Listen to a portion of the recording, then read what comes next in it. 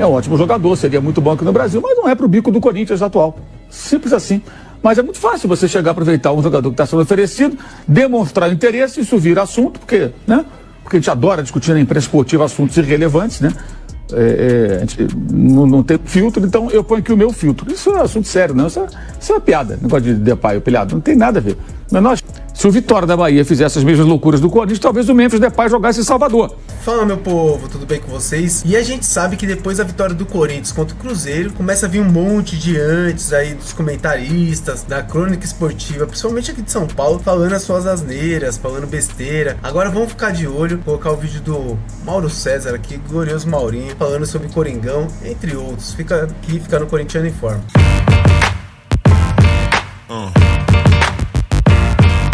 Sem enrolação, vamos pro vídeo aí do Maurinho, do pessoal da Jovem Pan. Os antes são fogo. Se liga aí. Mas, é assim, é impressionante, né? Pro torcedor corintiano, cara, o torcedor achava que ele ia brigar pra não cair até o fim do campeonato. Aí, daqui a pouco, chega um personagem que é o grande nome do futebol brasileiro hoje. Ele é o melhor jogador em atividade no Brasil? Não. Melhores jogadores em atividade no Brasil, na minha opinião, são Estevão, Luiz Henrique e Gerson.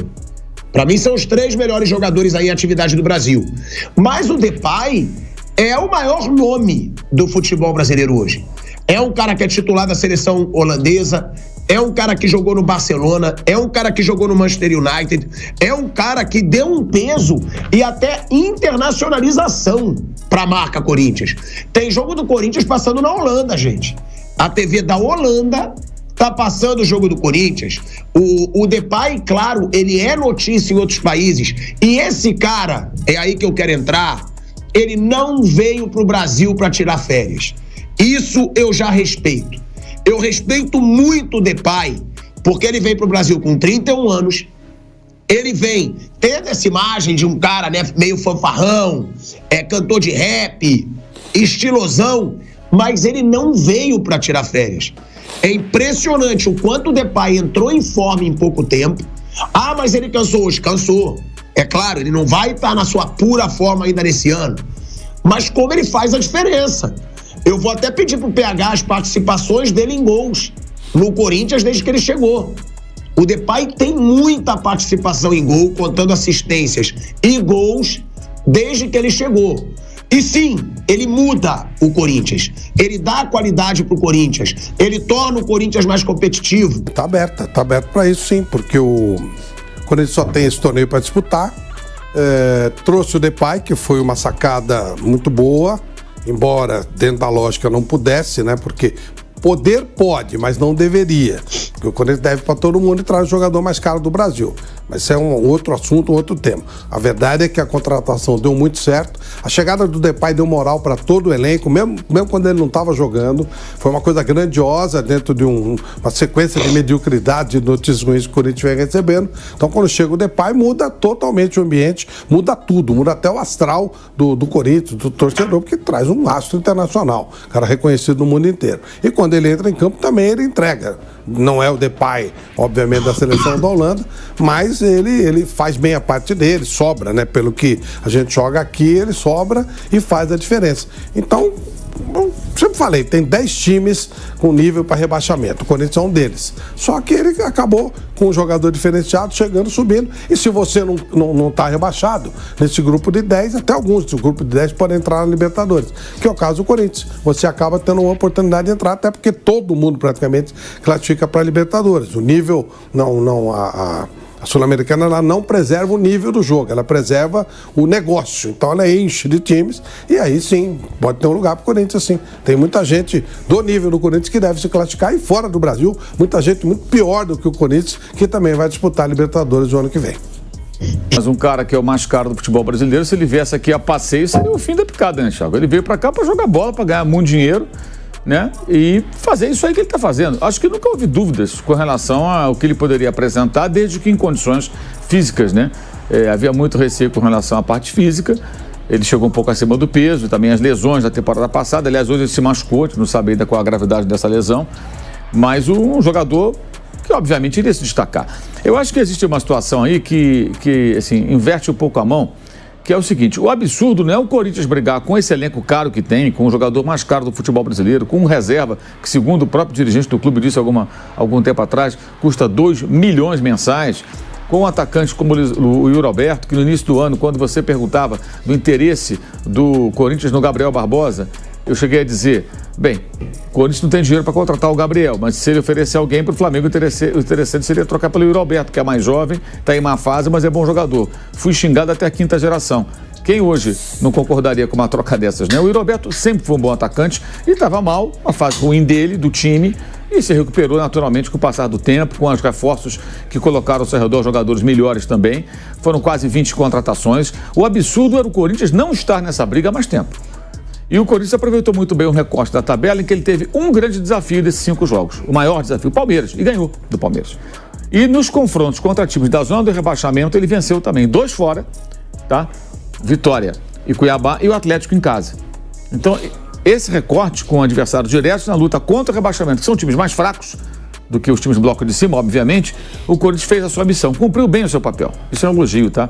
E hoje venceu os reservas do Cruzeiro, acho que com uma partida de muitos altos e baixos, primeiro tempo avassalador, dava para golear o Cruzeiro. Que bagunça o time do Fernando Diniz, gente. Que insistência na famosa saidinha com o time de reservas, claramente sem conjunto, com jogadores que não têm tanta qualidade. O Gasolina tentando carregar a bola na frente da área até perder, depois ele deu um chilique ali. Uma coisa impressionante. E o detalhe, o Corinthians construiu essa vitória pressionando alto o time do Diniz, igualzinho a uma vitória lá do começo do campeonato, que foi por muito tempo a única do Corinthians, né? Que merecia algum registro, sobre o Fluminense do Diniz, com bola roubada perto da área do adversário. Até o Germancano saía jogando, aquela coisa toda, falou-se muito sobre isso. O Diniz repete o erro. Então você quer que ele dê chutão? Não, ele tem que ter uma outra alternativa. Pressionado, não tem jogadores com conjunto e qualidade para sair jogando. Você tem que ter uma bola longa, tem que ter um atacante que consiga prender essa bola, brigar por essa bola. Tem que ter uma alternativa. Não dá para insistir em sair jogando com goleiro, trocando passes, com o adversário em cima, com bons jogadores, como o Memphis e o Yuri Alberto, entre outros, pressionando e podendo roubar a bola a qualquer momento. E o Mateuzinho ainda perdeu um gol absurdo logo no começo da partida por conta da bola que o Gasolina perdeu. É um gol perdido do Mateuzinho. Era só encher o pé ali, tentou colocar, acabou que a bola não entrou. Não lembro agora quem foi que tirou, que salvou aquele gol feito ali do Corinthians. Mas enfim, estava 0-0 ainda. E naturalmente fez os 2 gols e depois teve muita estabilidade. Calor, pode ser e tal, mas aí o Diniz conseguiu dar uma arrumada depois da parada para hidratação. O time do Cruzeiro melhorou, achou o seu gol como desvio, como também teve desvio no gol do Yuri. E aí o jogo ficou com alguns sustos que o Cruzeiro aplicou e grandes oportunidades que perdeu o Corinthians, Thales Magno perdendo chance e acabou vencendo por 2-1. Agora, acho que o Corinthians fez bem a sua missão nesse recorte, mas era para o Corinthians estar há mais tempo nessa briga, da parte de cima da tabela. O Corinthians tem um elenco caro, tem o mais caro atleta do futebol brasileiro, tem o mais caro reserva do futebol brasileiro, talvez, né? O Igor Coronado. Isso tem que se traduzir dentro de campo. Então agora acho que o Corinthians está cumprindo o seu papel e entregando à sua torcida aquilo que se espera dele, que é um time brigando por posições minimamente nobres na tabela. Né? O nono lugar não é tão nobre, mas pelo menos é uma posição que permite sonhar com uma Libertadores. São 5 vitórias seguidas, desde 2017 não vencia 5 jogos consecutivos, e repito, pegou esse recorte, que tinha um Palmeiras no meio, não só venceu o Palmeiras, mas venceu esses adversários diretos, e fora de casa, tanto Cuiabá quanto Vitória.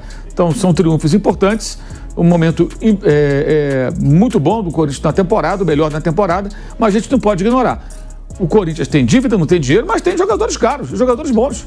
Foram quase 20 contratações. Se o Vitória da Bahia fizesse as mesmas loucuras do Corinthians, talvez o Memphis Depay jogasse em Salvador, né? Como o Petkovic jogou lá uma vez, era do ex-Real Madrid. E, de repente, o Vitória estava brigando pela 9ª colocação. Essa é a questão que a gente não pode ignorar nessa hora, né? Os outros times que brigavam contra o rebaixamento lutam com as suas próprias condições.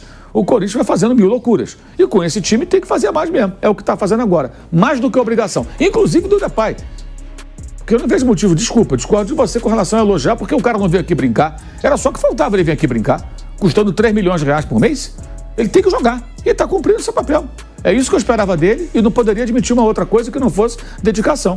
A não ser que nós encarássemos o Corinthians como um parque de diversões ou uma colônia de férias. Eu acho que é um clube de futebol sério, que tem jogadores importantes, tem uma torcida numerosa e tem que ser encarado dessa maneira. E ele está sendo profissional, mais do que obrigação. Outros não são.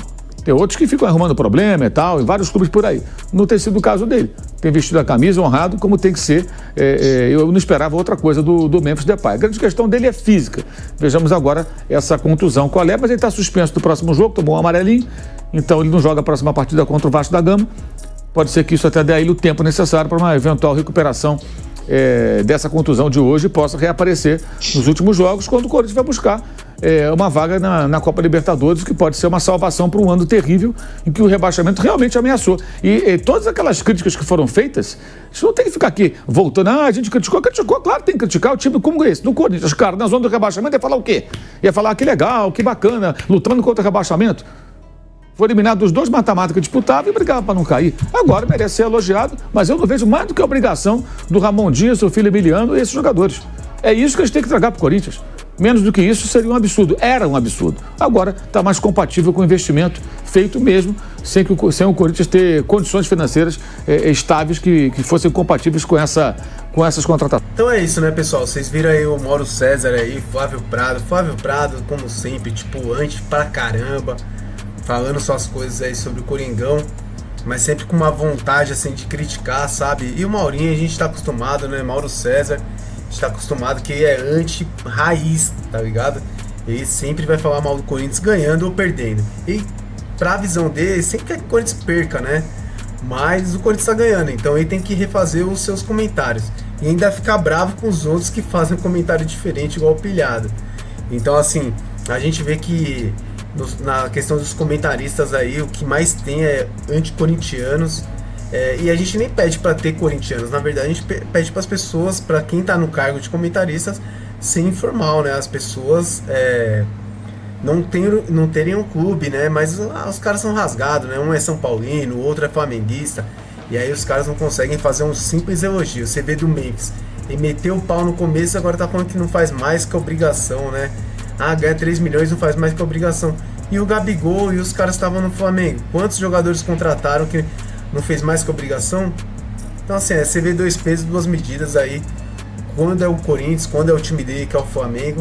Mas é isso, gente. Peço para vocês se inscreverem no nosso canal, deixar o like, compartilhar esse vídeo com seus amigos aí. E quem também gostar desse vídeo, quiser se inscreva no nosso canal. Muito obrigado por tudo, fica com Deus. Valeu!